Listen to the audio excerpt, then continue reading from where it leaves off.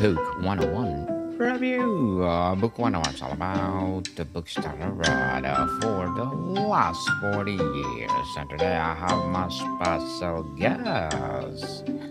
He is the author of the book Cosmic Disposition, other than Mr. Kawuki Mukasa. Welcome, Mr. Kawuki, on Book 101 Review. And can you please introduce more about yourself without I miss? Well, thank you very much, Duncan. I'm glad to have the opportunity to be on your show. My name is Kawuki Mukasa, born in Uganda, which is in East Africa, but I have lived in Canada over the last 40 years. So I'm also Canadian now. And I have worked as an Anglican priest here in Canada for close to 35 years. And I retired in 2021 and have since been retired, but occasionally working for the Anglican Church here and there. And then at the same time, I'm an author. I do write. And so, of course, over the last 8 years, I've been working on this project, which turned into a book, Cosmic Disposition. Yes, and thank you so much for sharing your knowledge and wisdom to the world, Mr. Kawuki. Thank you. Hoping for more and more empowering books like this to come. Yes. So the title speaks of reclaiming mastery. What, in your view, has the caused us to lose the sense of cosmic mystery in the first place? Well, I think since Copernicus, there has been a shift in the way we relate to the world or the cosmos or the universe. Because what Copernicus did for us was to indicate that we are not at the center of the universe. But in fact, in his view, he recognized that physically we are just one planet circling the sun. And since then, there has been this transition towards really understanding who are we in the cosmos, who are we in the universe. And in the period of modern science, there has been a belief that if we have the right data and apply the scientific method, we might be able to get to absolute knowledge. And so we no longer need to have mystery in the world. But that over the last 100 years or so has changed with the emergence of quantum physics, have come back round circle to understanding that actually the universe is a mystery that we don't fully understand. And hence my subtitle, Reclaiming the Mystery of the World, suggesting that actually we should embrace the mystery rather than try to dismiss it. And Yes. how do you define cosmic depreciation? Is it a perspective, a practice, or a state of being, Mr. Kabuki? What I mean by cosmic disposition Yes, is please.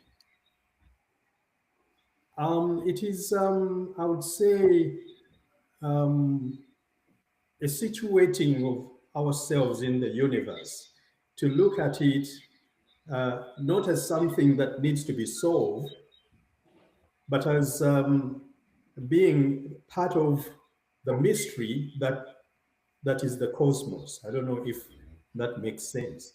That we should position ourselves not at the center, but put ourselves within the lineage of all the ancestors that we have followed, recognizing that we are also ancestors to the future generation of descendants. So my sense is that it is about redefining ourselves within the cosmos, within the universe, what position do we occupy? Or what perspective, as you say, do we take of the universe?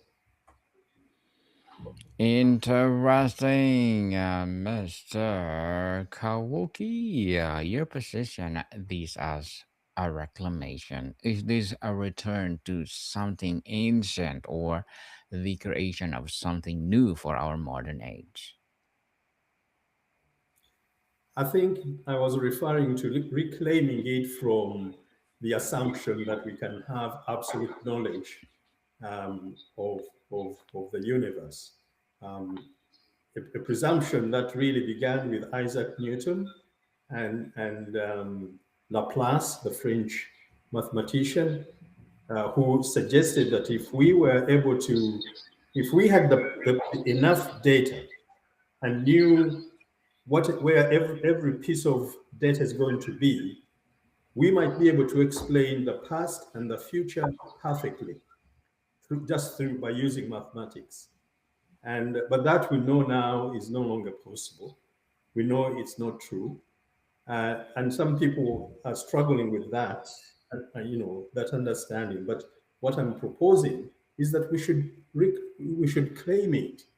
We should embrace it. We should embrace the mystery rather than struggle with it, because we are just part of the universe and we'll never be able to figure it out completely. And tell us, being in the world has a deep philosophical roots. How does your concept of cosmic disposition differ from a build upon existentialist ideas of being and presence? Differ from which idea? Sorry, if you can. How does The it phrase, differ yes, from? the phrase being in the world has been philosophical roots. How does your concept of cosmic disposition differ from a build upon existentialist ideas for being and presence? Well, mine also can be defined as an existentialist positioning. But I think my particular interest is in reimagining our position in the universe. Like for almost all of our existence as a species, we have assumed that we are at the center. Before Copernicus, we thought that we are at the center, literally, physically, of the universe. But now we have this assumption that we are the main character of the cosmic story. And that if we were to end, meaning itself would end. And so I have a term that I use, I call the anthropoterminal impulse or consciousness, which is about the assumption that we are the central character in the cosmic story and that we have to do everything possible to remain in that position. Otherwise, the cosmos, the universe, would lose all meaning. So that has been, in my view, the basis on which we have built all our civilizations, all our philosophy, all our religions, all our science. But I think we need to begin to understand now, especially with the emergence of artificial intelligence, that we are not the center. We are not the central character. And we need to reimagine ourselves not as being the central character, but as being a participant in a story that is unfolding and will continue to unfold even after our extinction. So I think that I would say that's my basic distinction from perhaps other people, other philosophies. Well, tell us, Mr. Kawuki, on the personal transformation. Yes. For someone feeling optimized and driven daily life, what is the first practical step towards adopting this cosmic disposition? I think the first one, on a really basic level, is to not take ourselves too seriously. We are just cogs within a huge operation. That is not to say that we do not matter, but I think sometimes we take ourselves too seriously, and when in doing that, we miss the opportunity to play the roles that we should play. So if I see myself as present in the universe at this point in time, I should understand that I'm here as a participant in a huge story. And so the question I would be asking myself, what is my role in the brief period of time that I will be here? What am I being called to do? How am I being called to behave? So it raises ethical questions, it raises questions of responsibility and stewardship, rather than focusing in on yourself and saying, okay, what does the universe have to do for me? So I think that is my perspective in that regard. Interesting perspective, Mr. Kawuki. Can embracing this mystery coexist with life of logic, planning, and material responsibility, or it does require a fundamental recording of priorities? I think you are right on that one. I think it requires a significant reorientation in terms of how we live our lives. But I think you might also agree that this idea of trying to accumulate material things so that my life may be fulfilled does not always turn out well. We also know that religious involvement and trying to remain focused on the spiritual side of things does not always give us what we want. It's not that I have the answer, but I do believe that when we begin to shift our attention or to reorient our perspective from seeing ourselves as the central characters and begin to see ourselves as playing a role within an evolving story, that shift alone will begin to give us a better perspective and maybe even lead us into um, solving problems that we otherwise would not. Mr. Kawuki, you write Yes. about the mastery or the mystery of being. How does confronting the mystery change our relationship with the ultimate mystery of non being or death? Well, that's an interesting question. First of all, I would not be, I don't, in my view, I'm not looking to confront the mystery. I'm looking to embracing it and accepting it and leaning into the mystery because I am here for a very short time and I don't understand the entire picture. But my call is just simply to be authentic to myself and to the cosmos. And so I would rather embrace it rather than confront it. Now, regarding death, um, of course, as the universe is out to kill living things, I think that is the basic truth is that life itself, from the very beginning, microbial life, has always struggled to stay alive because the universe, at every chance it gets, it wants to kill life. But we have developed, and I'm talking about we in terms of life itself, right from the very beginning, has evolved this survival instinct to find a way to survive by using every possible tool available in the universe. And by doing that, we have now been around for 4 billion years. 4 billion years, life has existed on this planet. So for me, and so what I'm saying this basically to say, death is simply being drawn back into the cosmos, because lifelessness is the norm. Life is a bit of an abnormality in the cosmos. So death is going back to the norm. The non existence of life is the normal thing in the universe. Um, Life is the aberration. That's how I would see it.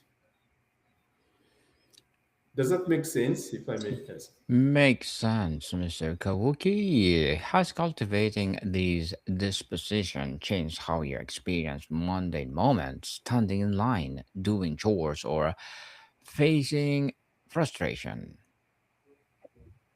Hmm. Well, again, as I said, I manage by understanding that, not taking myself too seriously, because, instinctively, we live our lives thinking that we are at the center of being. You see, when a child is born, it doesn't think that there is anything else out there that is important. The child thinks that they are the center of the universe. Now, as we grow, we realize that there are others, and so we need to negotiate our existence. But right through life, we tend to assume that number one, myself, is the most important, and I want to take care of number one. But when you shift the approach and the perspective to what I'm trying to advance here, is you begin to realize that you are just a cog within a huge play, if you will, and that you are here for a short time to participate in this unfolding story, and that your role should be about um, giving that story energy so that it may continue, uh, so that you are accountable to future generations of other players within the same story. When you look at life that way, not too many things really bother you, because you simply accept. And that's why I was saying my position is also existential in the tradition of Albert Camus, that you accept life as it comes because you are playing a role in an evolving story that is much bigger than yourself. Bigger than yourself. Well, Mr. Kawuki, as an author, what are your short term and long term goals? Sorry? What are your short term and long term goals? My short-term goals right now is I've just turned a grandfather. I was uh, just a couple of weeks ago, and I have another grandson coming up in January. So my short-term goals in terms of life itself is to learn to be a good grandfather. Uh, when those two, the last one comes next month, I will have four grandchildren, all of them sons. So my short-term goal, I think, would be to see how I can do this grandfather thing to the best of my ability over the next few years that I will still be here on Earth. In terms of the long term, I am hoping and really trying very hard to articulate these ideas that I'm trying to formulate and engage in conversation with others, especially in light of this emerging reality of artificial general intelligence, to see what contribution I can make in the anxiety that is now beginning to um, wrap us as a species, human beings, because of the changes in technology that we don't seem to understand. So that would be my long-term goal, to participate or play a role in in finding answers to how we can um, understand and live with and into the emerging future that seems to be not anything like we have ever seen. Well, good luck to your goals, Mr. Kawuki, and looking forward for more success. And what will be your piece of advice for those people out there want to be like you, To be like me, how? In what sense? to be an author like you? My advice, and I'm not sure whether anybody would want to be like me. My life is pretty uninteresting, I think. But my advice to people is to really try to be themselves and not to take themselves too seriously. Embrace life, embrace the mystery as it comes. Yeah, those would be my general kind of advice or things I would teach my grandchildren, if I might say. Yeah. Yes, thank you for that advice, Mr. Kawuki. And can you please recommend a book, a books that influence your journey? Okay. I maybe or maybe authors that I have engaged with, or you want specific books. The authors of thinkers that I've engaged that tend to be French, modern French authors or thinkers. I've already mentioned Albert Camus, um, but I've also been quite influenced, and I like the work, the books of Michel Foucault.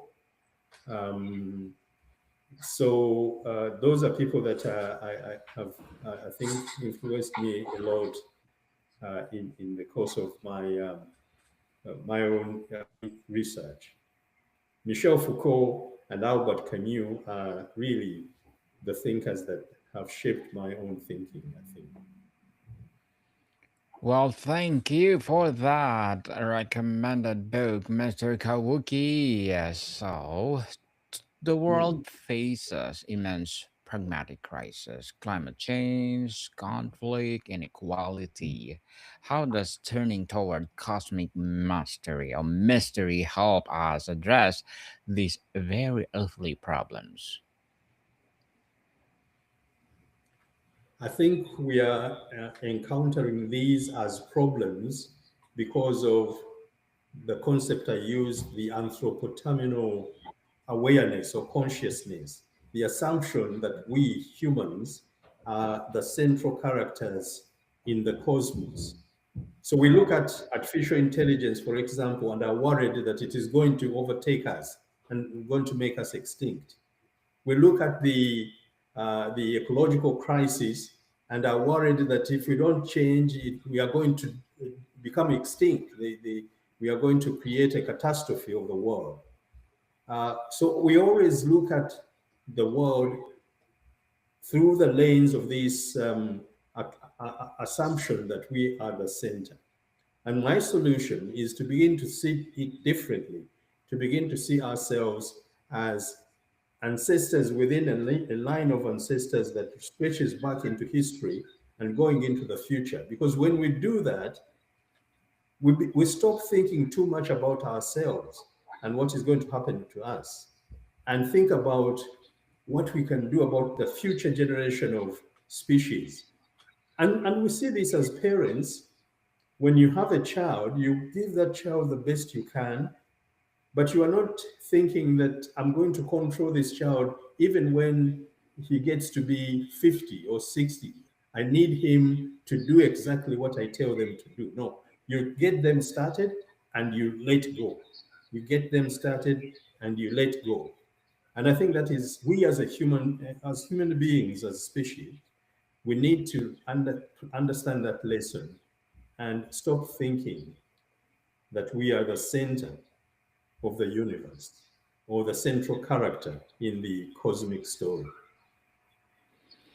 Center of the universe. So, Mr. Kawuki, before we wrap up our discussion for today, I'm inviting you to please do listen to my other podcast, people. My other podcast, because my Abstract Essay is already in fifth season, Abstract Poetry in second season, Mhm. and my Book 101 review in fifth season too, Comedy 101 in second season, and my Food 101 in fifth season as well. Geography 101 Love Oh, Letters, you Movie you 101 Review, Music 101 our fourth season, Science 101, Sex 101 second season, I'm a Baby Podcast, Mental Health 101, Law 101, Bible Verses 101, and Entrepreneurship 101. Please listen to them wherever you listen your podcast. So, Mr. Kabuki, is a cosmic yeah. disposition a destination, or is it a continuous, never ending practice of perception or Yes, I think I would. perception? Yes, I think it is an ongoing journey, as you have put it. It's not that we are leading to a destination. It is an ongoing investigation and reflection. So enjoy the ride rather than hoping that you are going to get to a particular destination. But I have to say that you're busy, and thank you very much for the work you do. I'm seeing you've been very busy, and thanks for your contribution to the cosmos and to society in general. Likewise, Mister. Thank you for your book, and let's empower people all over the world. Please create more books because the world's needed.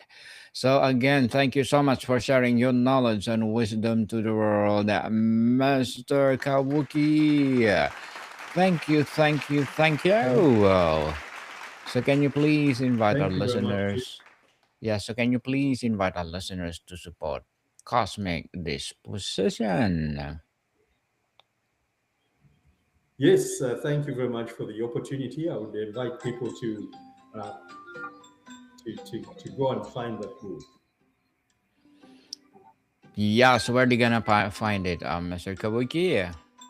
Where books are sold. It is on Amazon. It is on Amazon, and you can order it on Amazon, both the ebook, but also the paperback or hardback. Yes, people, let's support Mr. Kawuki Mukasa because if you support him for sure, more cosmic disposition will rise. So, Mr. Kawuki, thank you so much for your time. Hmm. Thank you very much too, Daniel. I appreciate the opportunity to be on your show. Likewise, more to come, people. See you soon. Thank you.